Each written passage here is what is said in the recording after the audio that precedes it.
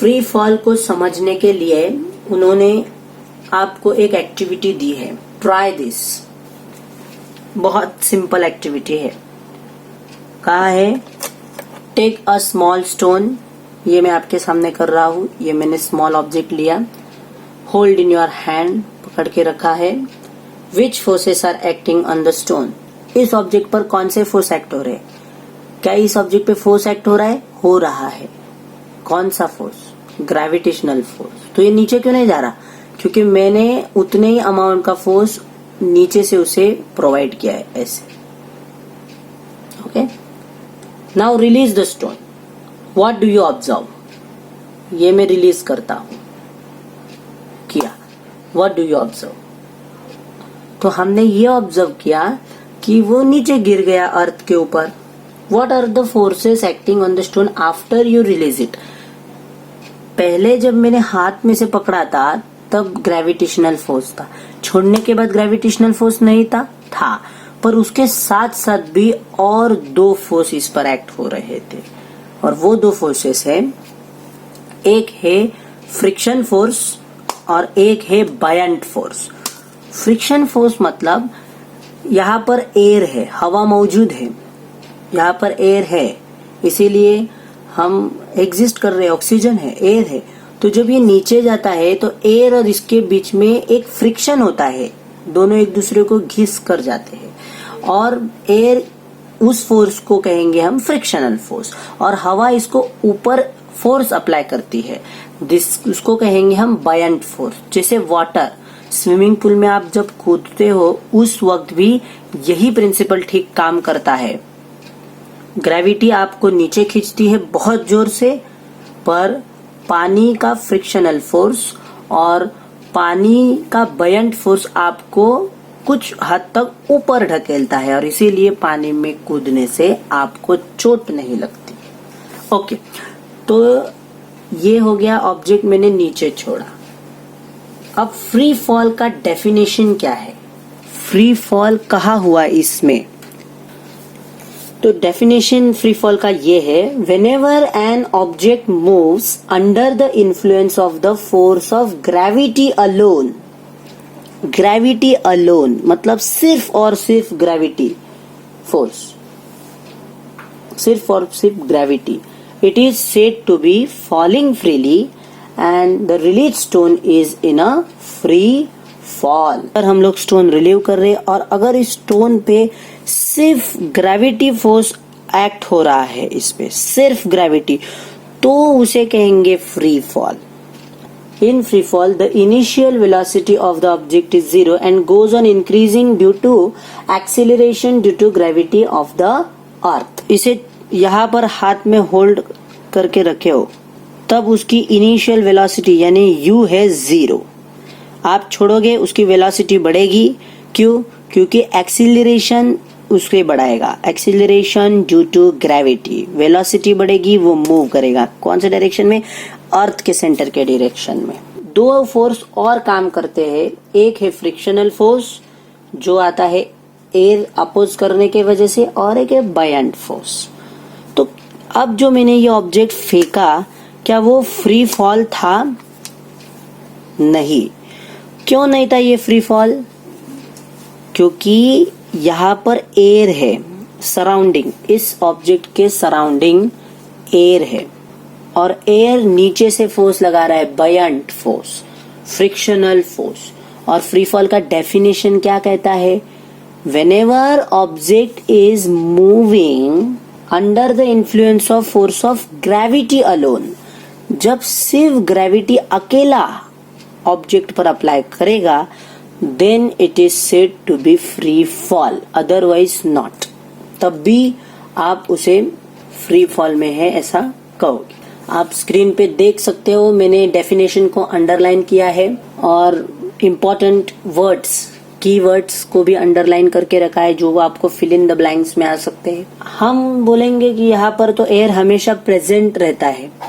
कोई भी ऑब्जेक्ट, आप क्रिकेट खेल रहे हो, क्रिकेट का बॉल नीचे ऊपर जाता है, ऊपर से फिर नीचे आता है ड्यू टू ग्रेविटी। नीचे आने के वक्त भी एयर उस पर फ्रिक्शन फोर्स करता है, बायंट फोर्स करता है। तो क्या वो फ्री फॉल था?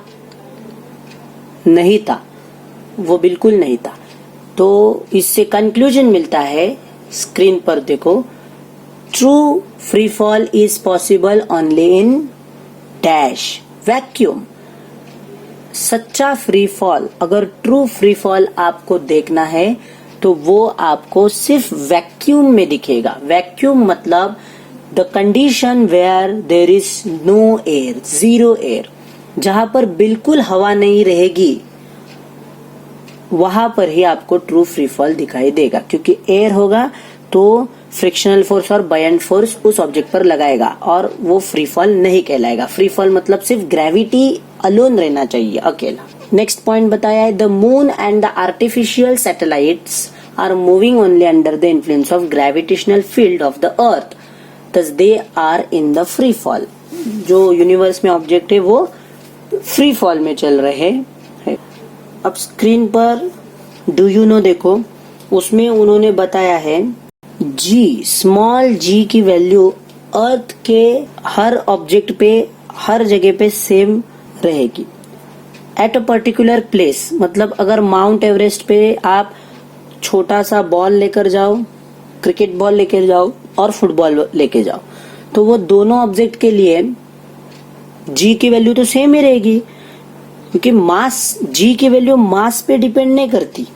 हम फॉर्मूला ने हमको बताया है, g is equal to G M upon R square, mass of earth, mass of radius of earth, mass of earth, radius of अर्थ।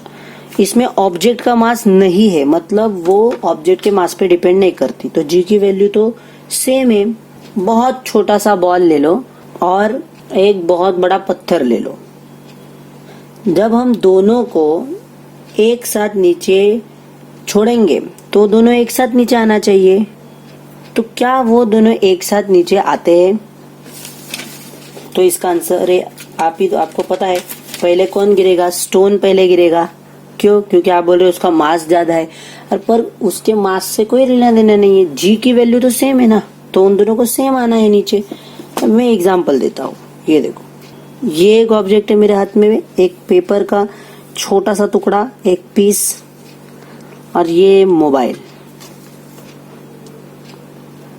मैं दोनों को एक साथ नीचे छोड़ूंगा, तो सबसे पहले कौन नीचे गिरेगा? तो आप कहोगे सर मोबाइल गिरेगा, पर गैलीलियो ने कहा था दोनों एक साथ गिरेगा। अगर मैं छोड़ता हूं तो देखा आपने कि मोबाइल पहले गिरा और ये बाद में गिरा।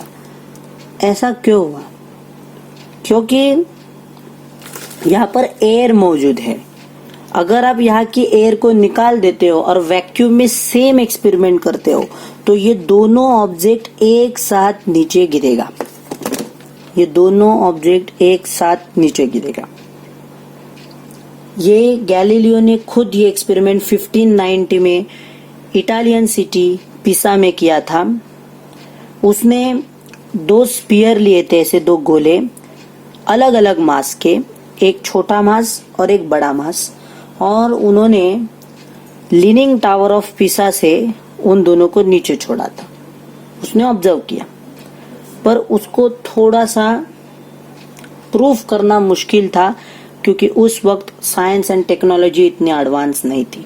और उसने ये भी बताया था, जब आप एक कोई भी बर्ड का, उसका पंख और एक बड़ा स्टोन अगर आप नीचे डालते हो मेटल का, तो दोनों एक साथ नीचे आएंगे, स्टोन पहले नहीं आएगा।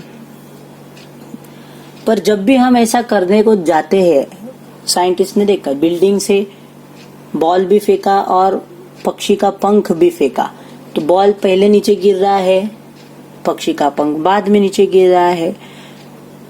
प्लास्टिक बॉल और रबर बॉल से एक्सपेरिमेंट करेंगे, रबर बॉल पहले नीचे गिरेगा, प्लास्टिक बाद में गिरेगा। ऐसा क्यों हो रहा है? उसका रीजन सिर्फ है air, buoyant force exerted by the air. Air निकाल दो, दोनों एक साथ गिरेंगे, buoyant force and friction force. और इसीलिए इस कॉन्सेप्ट को एक्सप्लेन करने के लिए कि वैक्यूम में दोनों ऑब्जेक्ट एक साथ गिरते हैं, हम एक वीडियो देखेंगे। उस वीडियो के माध्यम से मैं आपको एक्सप्लेन करूंगा कि किस प्रकार साइंटिस्ट ने अब ये प्रूफ कर लिया है। कुछ ही साल हो गए इस चीज को उन्होंने प्रूफ कर दिया। गैलीलियो ने जो उस वक्त बताया था वो सही था कि छोटा से छोटा ऑब्जेक्ट और बड़ा से बड़ा ऑब्जेक्ट जब एक साथ ऊपर से नीचे आएंगे तो दोनों एक ही टाइम पे नीचे गिरेंगे। गैलीलियो ने 1590 में ये बताया कि दोनों ऑब्जेक्ट एक साथ गिरेंगे, but unfortunately he was unable to explain that theory because उस समय इतना डेवलप्ड साइंस एंड टेक्नोलॉजी ने प्रोग्रेस नहीं किया था। अब ये आप देख रहे हो वीडियो में, ये नासा का एक इंस्ट्रूमेंटल सेटअप है जो वहाँ के साइंटिस्ट ने क्रिएट किया है। इस सेटअप को इस तरीके से डिजाइन किया है कि वे उस सेटअप में से टोटल एयर रिमूव कर सकते हैं and they can convert this system completely in vacuum. And we all know that true free fall is possible only in vacuum. You can see the structure of this instrument, this device. This is only made to prove the experiment of Galileo which he demonstrated earlier. आप देख सकते हो किस तरीके से एक metal का spear और फेदर वो ऊपर लेकर जा रहे हैं एक हाइट पर।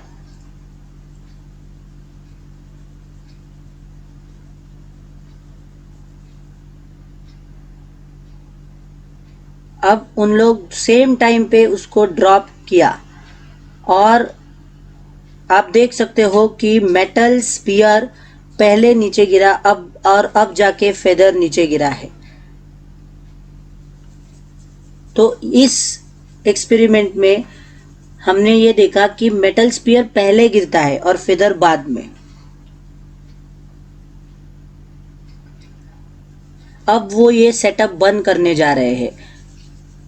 सेटअप बंद करना मतलब अब इस सेटअप में से टोटल एयर को उन लोग रिमूव करेंगे जहां पर ऑक्सीजन बिल्कुल नहीं होगा, और इसीलिए वहां का एक साइंटिस्ट है वहां से बाहर चला गया। इस सिस्टम से टोटली एयर निकालने के लिए उनको 3 घंटे लगते हैं। It takes 3 hours to remove air completely and make vacuum system. 3 घंटे बाद फिर से वे उस एक्सपेरिमेंट को दोहराएंगे।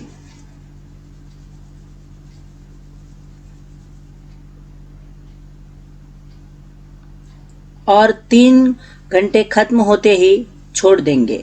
ये देखो उन्होंने रिलीज किया।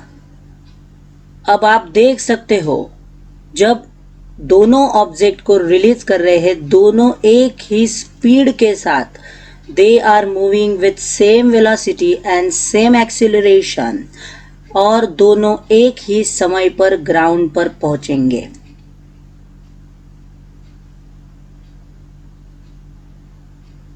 पहुंच गए। तो ये एक्सपेरिमेंट अभी अभी प्रूफ हुआ है कुछ ही साल पहले। तो ये बहुत बड़ा अचीवमेंट है कि हमने गैलीलियो ने जो बात पहले से ही डिमॉन्स्ट्रेट की थी उसे हमने प्रूफ कर लिया। इसका मतलब in true free fall all objects mass doesn't affect on it. Mass does not affect on velocity. वो चाहे हेवी ऑब्जेक्ट हो चाहे वो फेदर और लाइट ऑब्जेक्ट हो, दोनों ऑब्जेक्ट कितनी भी ऊंचाई से सेम टाइम पे ग्राउंड पर रीच होंगे। The reason is acceleration due to gravity of earth is same for both the object. और जब ट्रू फ्री फॉल नहीं था उस वक्त एयर रेजिस्ट कर रहा था फेदर को और बाइंड फोर्स उसके ऊपर एक्ट कर रहा था। इस वजह से फेदर बाद में गिर रहा था। स्पीयर पे भी वो एक्ट हो रहा था लेकिन उसके कम मात्रा में। So I hope you have understood मुझे क्या बोलना है कि ट्रू फ्री फॉल में दोनों ऑब्जेक्ट एक साथ ही नीचे गिरेंगे।